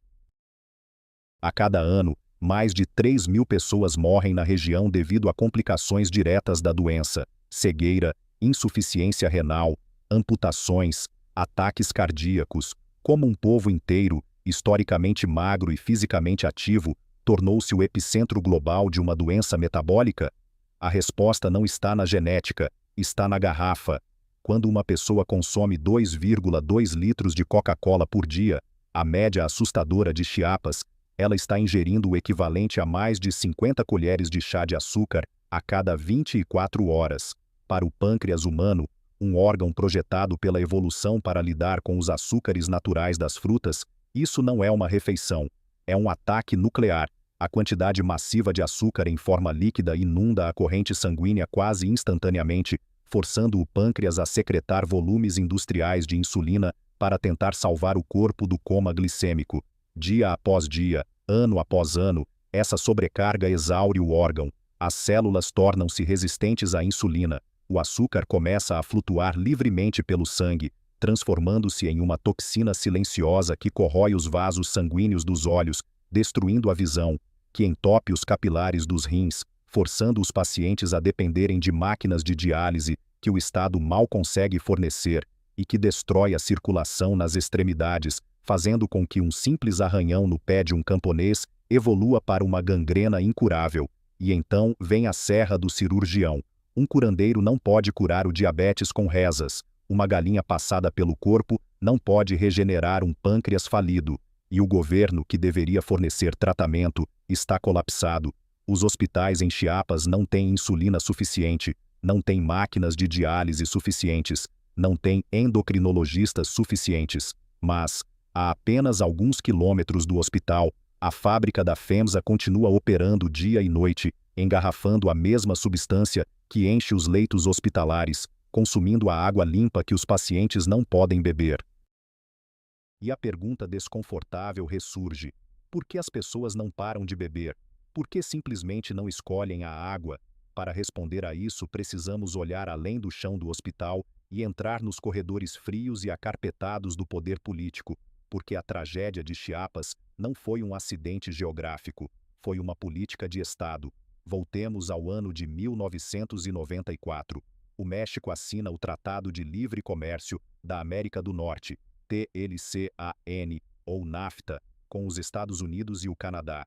Esse tratado, vendido ao público como a passagem dourada do México para o primeiro mundo, mudou radicalmente o cenário alimentar do país. Ele derrubou as barreiras alfandegárias e permitiu a entrada massiva de produtos agrícolas americanos altamente subsidiados, especialmente o milho, mas não o milho que se usa para fazer tortilhas. O milho transgênico destinado a ser processado quimicamente em xarope de milho de alta frutose. O xarope de milho de alta frutose é muito mais barato que o açúcar de cana tradicional e tem um poder adoçante maior. As corporações americanas, com acesso a esse ingrediente quase gratuito devido aos subsídios do governo dos EUA, começaram a inundar o México com refrigerantes e alimentos ultraprocessados. A indústria local de alimentos tradicionais não conseguiu competir. Os pequenos agricultores mexicanos faliram aos milhões. O país começou a importar sua comida em caixas brilhantes e a exportar sua saúde pública. Mas o verdadeiro golpe de mestre, a fusão definitiva entre o Estado e a corporação, aconteceu no ano 2000, com a eleição de Vicente Fox para a presidência do México. Vicente Fox não era um político de carreira tradicional, ele era um homem de negócios. E não qualquer negócio. Antes de ser governador, antes de ser presidente, Vicente Fox foi nada menos que o presidente da Coca-Cola para o México e a América Latina.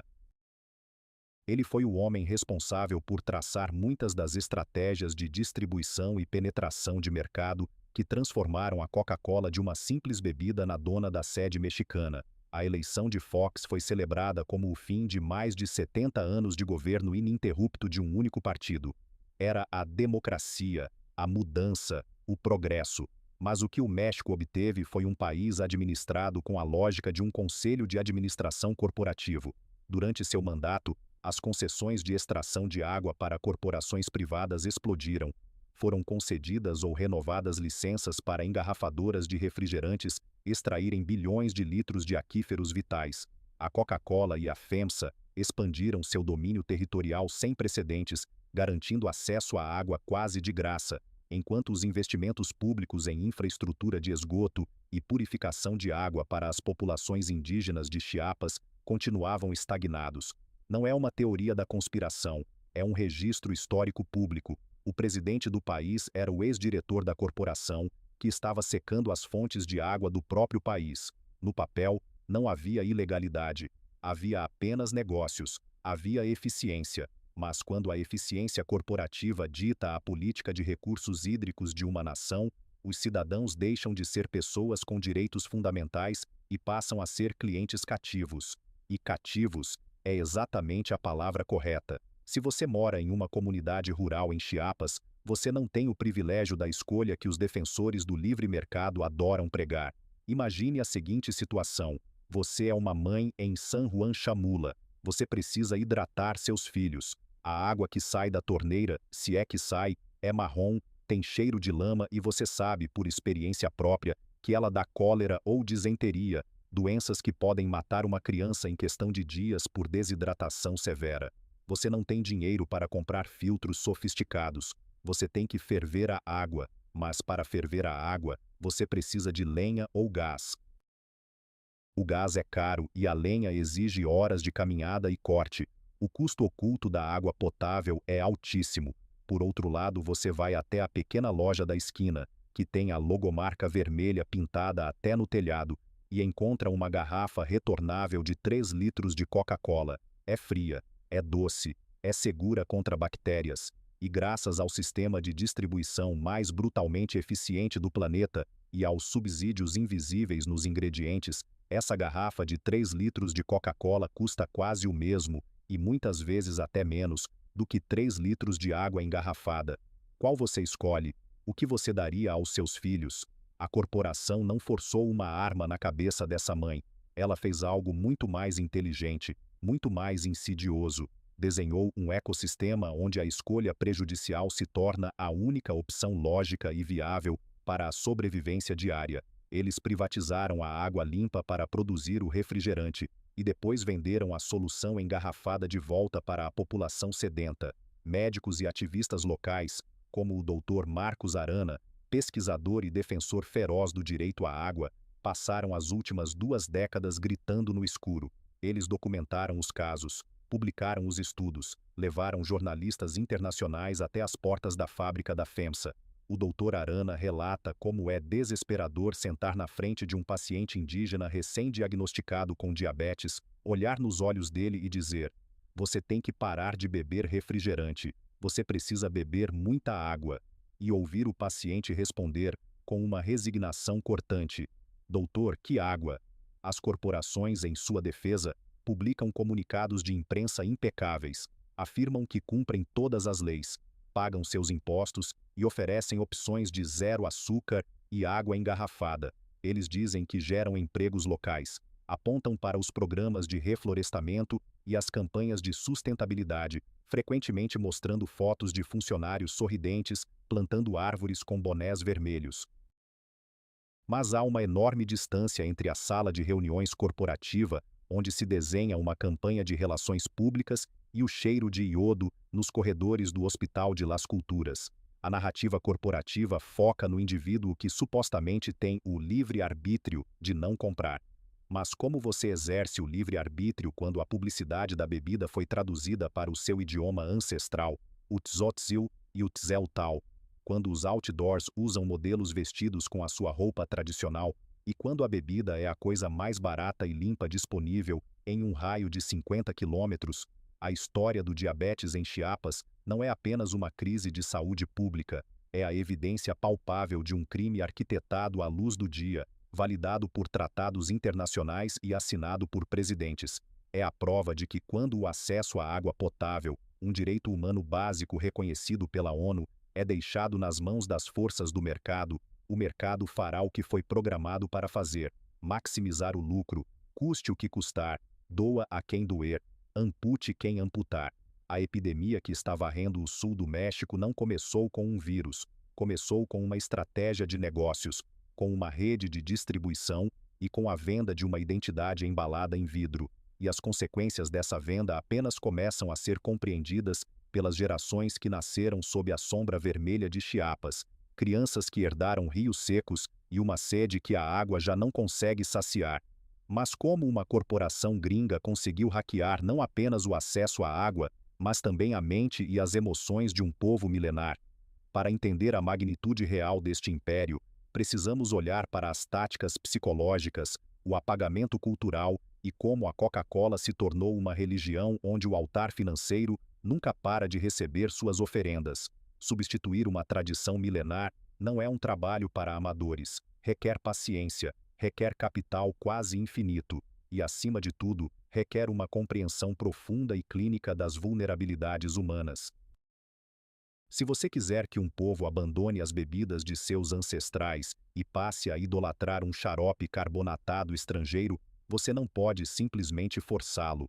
A força gera resistência. A verdadeira conquista, a conquista perfeita e irreversível, acontece quando o conquistado acredita que a submissão foi uma escolha sua, quando ele abraça as correntes porque elas foram pintadas com as cores de sua própria cultura. O que aconteceu em Chiapas durante as décadas de 1980 e 1990 não foi uma simples campanha de marketing, foi uma operação meticulosa de engenharia social, um hackeamento cultural em grande escala. Se você dirigir pelas estradas sinuosas que conectam as pequenas aldeias nas montanhas de Chiapas, notará algo perturbador.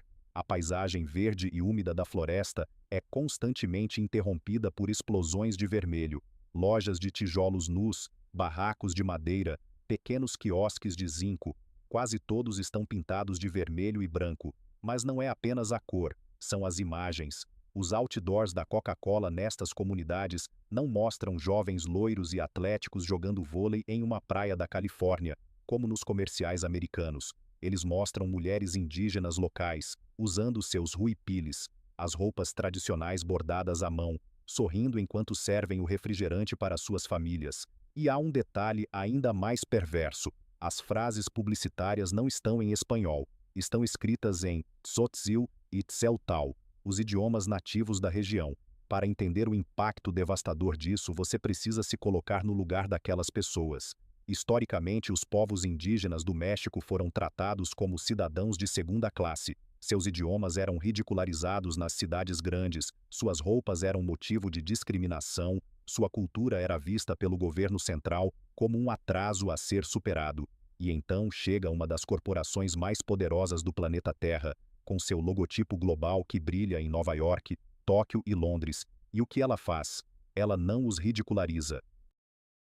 Ela os valida.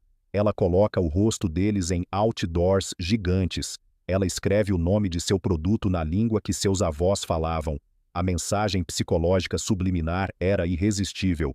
O governo mexicano pode esquecer de vocês, mas nós da Coca-Cola vemos vocês. Nós respeitamos vocês. Vocês são importantes para nós. Essa falsa sensação de pertencimento e respeito foi o cavalo de Troia perfeito. Mas a corporação sabia que apenas anúncios bonitos não mudariam os rituais sagrados. Para entrar nos altares de San Juan Chamula e Zinacantán, a Coca-Cola precisava da chave do reino. E essa chave tinha um nome: os caciques. No sistema social das comunidades indígenas de Chiapas, os caciques são os líderes políticos e religiosos locais. Eles detêm o poder absoluto sobre o que é aceito ou rejeitado na comunidade. Eles organizam as festas das padroeiras, cobram impostos locais e ditam as regras morais. A estratégia da engarrafadora FEMSA não foi competir com os caciques, foi comprá-los de uma forma que não parecesse suborno, mas sim parceria de negócios.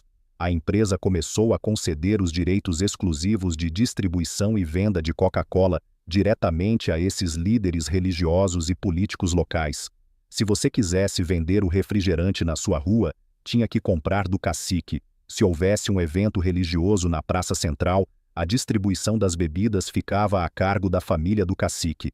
Da noite para o dia, os homens mais respeitados e temidos da comunidade tornaram-se os principais acionistas informais da corporação dentro de seus próprios vilarejos. Quando o líder espiritual da sua comunidade, o homem que diz interpretar a vontade de Deus e dos santos, é o mesmo homem que lucra a cada garrafa vendida, o conflito de interesses torna-se uma religião. Não foi um acidente que o tradicional POX, a aguardente de milho local, e o pozol, uma bebida ancestral nutritiva feita de cacau e massa de milho, começassem a ser estigmatizados como sujos, pobres e inadequados para Deus. Em seu lugar, a Coca-Cola, limpa, selada e endossada pelo líder religioso, foi elevada ao status de sagrada. Questionar a Coca-Cola passou a ser questionar a autoridade da própria tradição. Deixar de oferecê-la em um casamento, em um funeral ou em um ritual de cura tornou-se uma ofensa social profunda. A empresa não precisou proibir as bebidas ancestrais. Ela terceirizou a erradicação cultural para as próprias lideranças locais, motivadas pela margem de lucro, uma obra-prima do capitalismo corporativo moderno. Mas a pergunta que ninguém faz em voz alta quando vê os outdoors em Tzotzil ou a garrafa no altar é: para onde vai o dinheiro? Imagine novamente a mãe indígena em San Juan Chamula. Ela trabalha 16 horas por dia. Ela vende artesanato, cultiva feijão, carrega lenha nas costas. No final de uma semana exaustiva, ela pega algumas dezenas de pesos mexicanos suados e vai até a loja para comprar aquela garrafa de 3 litros de Coca-Cola para seus filhos, porque não há água potável. No momento em que aquela moeda de peso cruza o balcão da loja, inicia-se uma das viagens mais brutais e invisíveis de transferência de riqueza do mundo moderno. O dinheiro não fica em Chamula, uma fração minúscula fica com o dono da loja, mas a maior parte viaja nos caminhões vermelhos que descem a montanha em direção à fábrica da FEMSA em San Cristóbal de las Casas. De lá, o dinheiro é consolidado em contas corporativas e sobe para a sede da FEMSA, na rica cidade de Monterrey, no norte do México. A FEMSA, Fomento Econômico Mexicano SAB de CV, não é apenas uma engarrafadora, é um monstro financeiro global. Ela retém sua enorme fatia de lucro e, em seguida, paga os royalties pelo xarope secreto diretamente à sede global da The Coca-Cola Company, em Atlanta, nos Estados Unidos.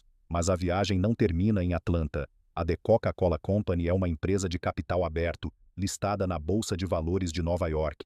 Seus maiores acionistas não são pessoas que fazem refrigerantes, são gigantescos fundos de investimento. Berkshire Hathaway, de Warren Buffett, The Vanguard Group, BlackRock, State Street. Quando a The Coca-Cola Company e a FEMSA anunciam lucros recordes a cada trimestre, elas distribuem bilhões de dólares em dividendos para esses acionistas. E assim o ciclo se completa. Os pesos que saíram das mãos calejadas de uma mãe indígena desnutrida em uma comunidade sem esgoto básico em Chiapas convertem-se em dólares, e esses dólares entram nas contas de fundos de pensão em Nova York, engordam os portfólios de bilionários em Omaha e garantem os bônus milionários de executivos de Wall Street que jamais conseguiriam apontar Chiapas em um mapa mundi. Essa é a essência do vampirismo financeiro, do capitalismo global corporativo. Não se trata apenas de extrair a água do subsolo de Chiapas. Não se trata apenas de extrair a saúde do pâncreas de seus habitantes. Trata-se de extrair a riqueza gerada pelo trabalho extenuante das pessoas mais vulneráveis do hemisfério e enviá-la, em um fluxo constante e ininterrupto, para as contas bancárias das pessoas mais ricas do mundo. E tudo isso é totalmente legal. Tudo isso é celebrado como crescimento econômico. Não há gráficos nos relatórios anuais da BlackRock ou da Berkshire Hathaway que meçam o número de amputações por diabetes em hospitais rurais do sul do México. Não há estatísticas nos painéis de Wall Street que contem quantos bebês choram de dor de dente porque suas mamadeiras foram enchidas com refrigerante. O que existe é a métrica do lucro por ação. E enquanto o lucro por ação subir, o sistema funcionará exatamente como foi desenhado para funcionar. Neste modelo corporativo, Chiapas não é vista como uma comunidade de seres humanos com cultura, direitos e necessidades orgânicas. Chiapas é vista simplesmente como um mercado maduro, um ponto de extração. O fato de que a extração de capital, de água e de saúde aconteça simultaneamente no mesmo território é apenas a prova da extrema eficiência do modelo. E aqui está o detalhe que torna a história tão cínica. Se você perguntar a um executivo de alto escalão por que eles vendem tanto refrigerante em um lugar devastado pela desnutrição e pela falta de água, a resposta será um sorriso polido e uma justificativa ensaiada de relações públicas. Nós apenas atendemos à demanda do consumidor. As pessoas escolhem nosso produto porque o amam. Nós não forçamos ninguém a comprar. Nós estamos democratizando o acesso a uma bebida segura. Eles usam a palavra democratizar para descrever um monopólio de fato sobre a hidratação humana. Eles falam em liberdade de escolha. Em um lugar onde a água limpa foi cercada, a cultura local foi mercantilizada e os líderes espirituais foram transformados em vendedores comissionados. Falar de liberdade de escolha neste contexto não é apenas ingenuidade, é um insulto deliberado à inteligência, mas em toda estrutura rígida de poder, invariavelmente aparecem rachaduras. Uma corporação pode comprar a água, pode comprar os outdoors, pode até mesmo cooptar os santos nos altares, mas você não pode espremer um povo, arrancar-lhe a saúde, a água e o dinheiro durante décadas sem que algo se quebre, porque enquanto os dividendos fluíam para Nova York e as amputações lotavam as clínicas locais, um sentimento muito antigo começou a acordar nas ruas de pedras de San Cristóbal de las Casas. A frustração estava deixando de ser tristeza silenciosa e começando a se transformar em raiva organizada. As pessoas começaram a se perguntar: se a água é nossa, por que a empresa tem as chaves dos poços enquanto nós morremos de sede e de açúcar?